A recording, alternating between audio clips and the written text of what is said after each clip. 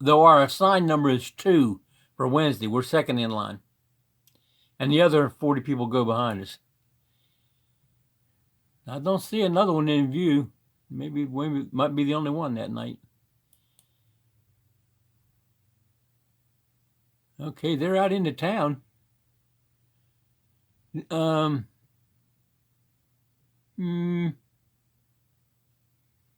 not in the churchyard anymore. I'm not exactly sure where they are. The first procession is only around like 3 city blocks. It's the inner core of the town. The church and 2 blocks up, a block over, and 2 blocks back.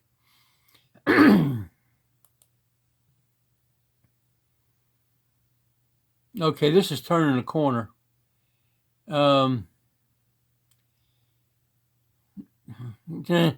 These things are harder to steer than you would think. They don't like sharp corners.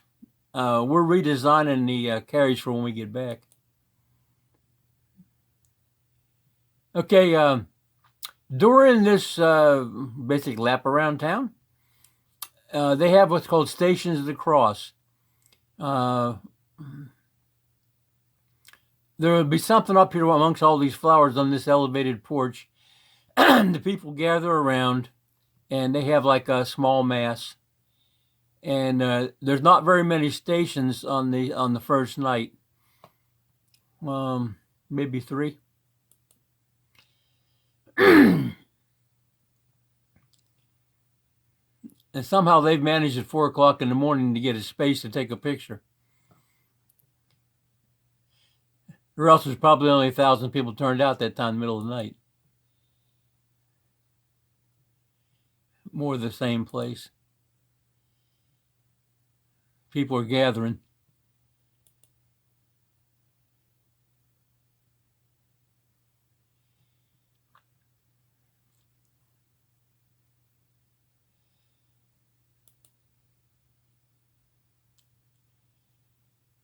Children singing. There's quite a few things going on. Okay, this is a picture taken by probably Cousin Rose, and that's the closest she could get.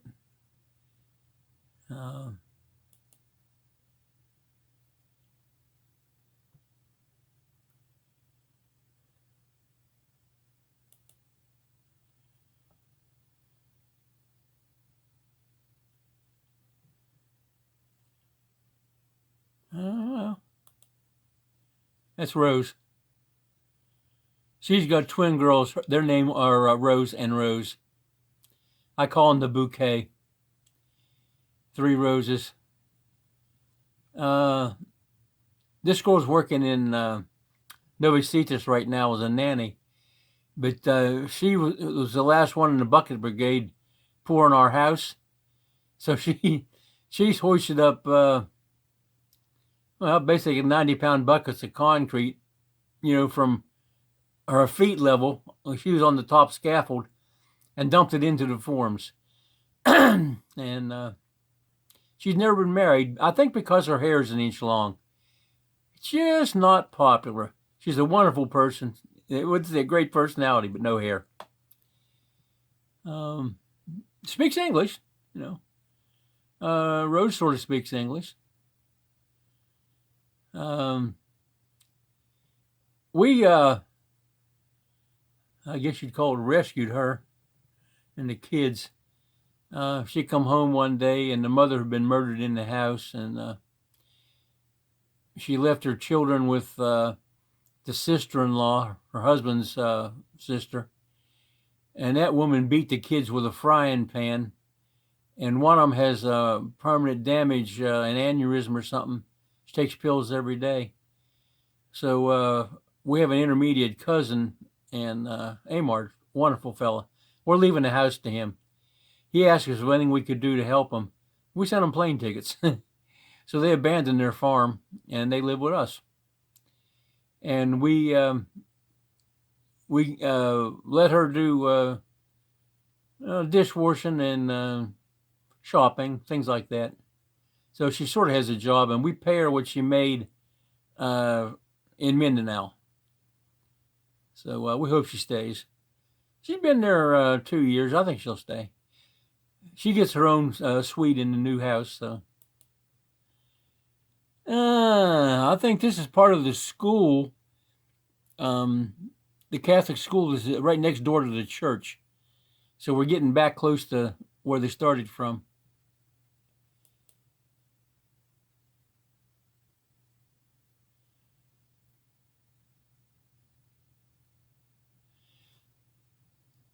Okay, so there is a second carriage back here. Different lights, different figure. I don't know whether the carriages for Wednesday are lit up in the churchyard, and that's what we're seeing, or whether this one was in the procession. There's our crowd. Yeah, they're back at the church. See, there's carriages lit up all over the place.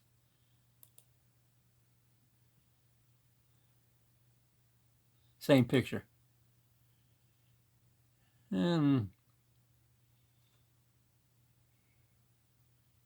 this is the priest on an elevated platform there, doing his thing. That's Boyette. He's our foreman.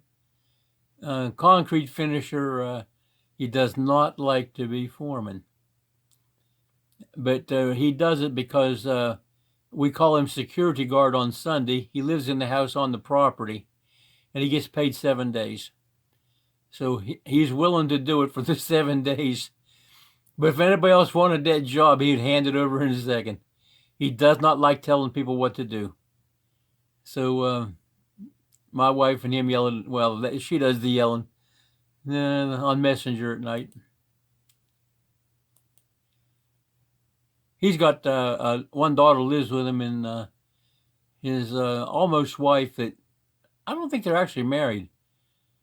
She had 3 children before, and he supports them and her family, and I guess her boyfriend.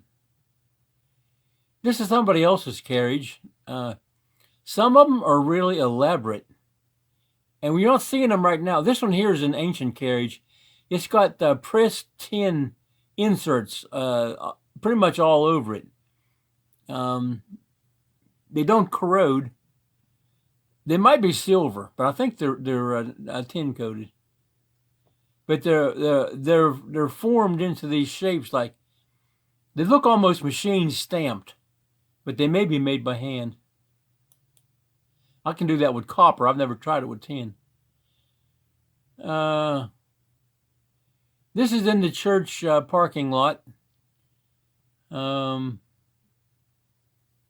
I guess this is carriage 1. There's 2. And the rest of them are filling around every place except the driveway to get out to the street. And when they come back, we'll be the second one into the parking lot, so we can get to our parking space really easy. Some of these other carriages, which are miserable to try to make a turn with, they have to get in there and parallel park with 40 people there, 40 other carriages in there at some point. We've seen that picture.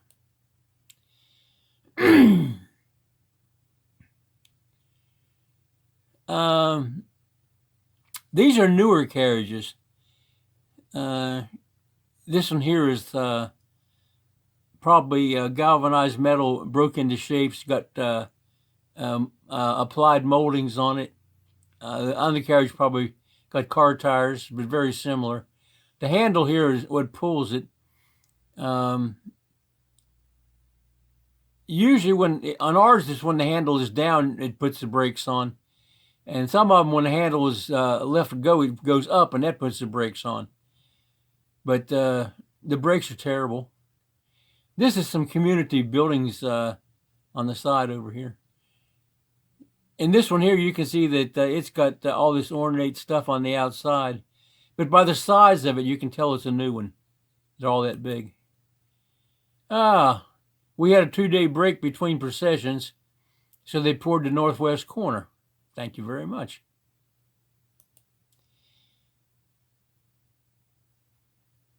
They haven't started finishing it yet. We hope they will. Okay, day 2. I swear that's Oriole working. if he needs extra money and he's not working his regular job, he's a full-time welder now. Of course, Boy's a full-time welder, just working for us, but we pay him just like if we hired him in. Anyway, they're stocking up for another pour. Looks like they have one to go right here, and they're stocking up.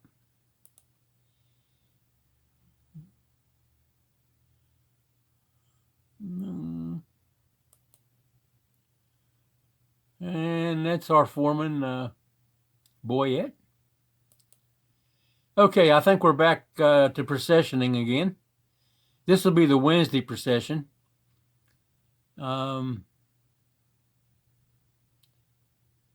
We are now parked up near the front gate, on the graveyard side. You know, graveyard's behind it back there.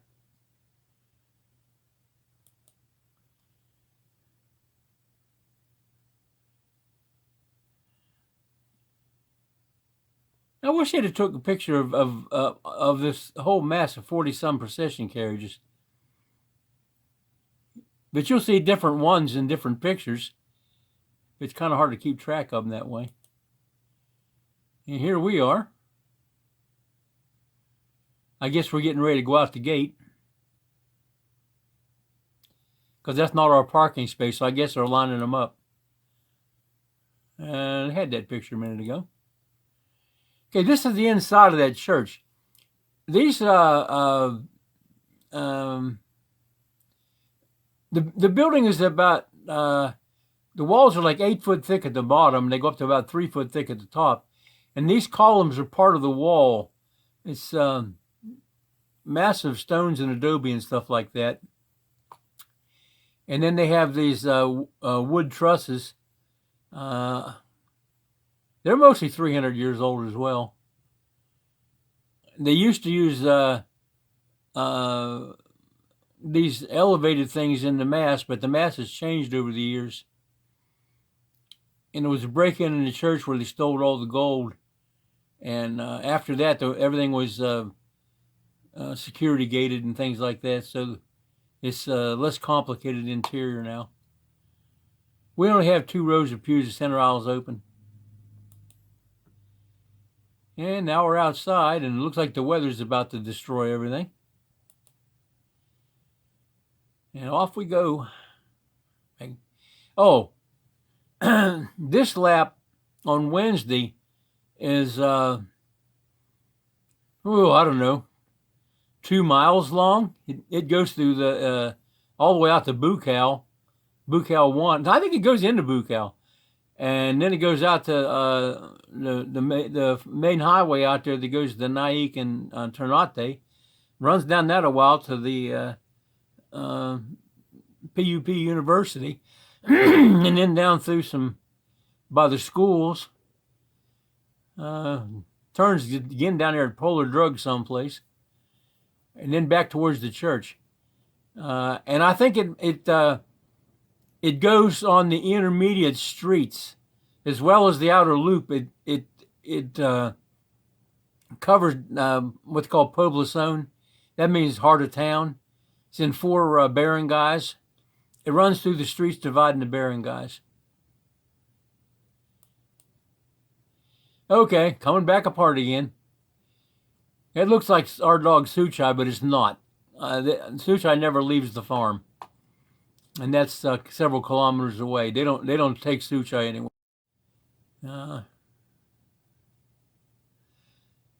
We're gonna end this video here. It's getting long, and then we'll just start again in a little bit. Okay, continuing that very long video. Dog's still asleep. Well,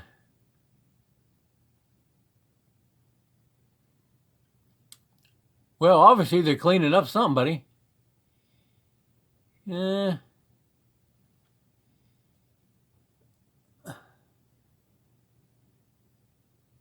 That does not look like the farm. It could be down at Ike's house. That's where they store the procession carriage. They may be cleaning up down there. He lets us harvest bamboo here. They have a strain that they imported and planted that his mother put in. And originally, this was the Aurora's inheritance, but she traded her brother Ike, because his was outside of town, was no highway access, no utilities. It was rice paddies. And this house in town has full utilities and a 2-story house. And it's probably a hectare. It's not a small lot. Anyway, they made an even trade. And see, the mother had originally inherited 1/2 of the property we built on. And she traded riverfront acreage in town, 3 hectares, for the 9 hectares outside of town, with no water and no electric and no road. And you had to wade through the river to get there. Low tide only. One was only 3 feet deep. But anyway, she traded, and that gave her sole ownership of that property. And then she divided it as the tradition is. She picked for most of her property. She put 2 kids on the deed, the title, the partition, whatever you want to call it. I think Rosie's rice plantation, I believe she's sole owner on that. But where we are out there, Aurora's twin sister and her brother Nas all got thirds. And that way there's 3 people on the title, 3 people who could pay the taxes, whatever. So we really only have 1/3 of a property that's been whittled away by the neighbors to it's only like 3 hectares now. And we had to have a single owner to get electricity turned on out there. So her twin sister Naz signed that it was our property, but we all know, and the family all knows, it's still 3. There's no confusion about the fact that we only have 1/3 of it. So we don't build on the other 2/3. We don't put anything over there. We keep the fence up around the whole thing as much as we do. It's not very, very well kept. Those Brahma cows jump over it. It's 5 feet high, but they just slam over it and eat up your palm trees that are just growing, your bananas. They just, and the caribou are almost as bad. They don't jump over the fence. People cut the fence and let them in there to graze. You put a fence up and they think it's pasture. Okay, this is, we call it the Cayenne house. That's the bearing guy that it's in.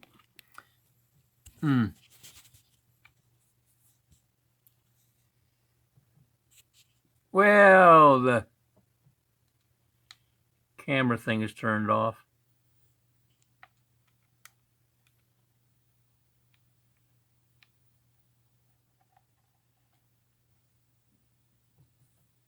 It's saying move fast. We're going to shut it off again. They're collecting up sand and gravel again. More. They're getting ready to pour this last piece. More getting ready. And we're back out front filling bags. This is going to be the end of this video because, what do you call it? The gimbal? It's claiming the battery's low. I checked the battery had 4 lights on when I started. I don't know. We're back at the house with the dirty kitchen. Okay. And y'all say a prayer for the people that are suffering with COVID.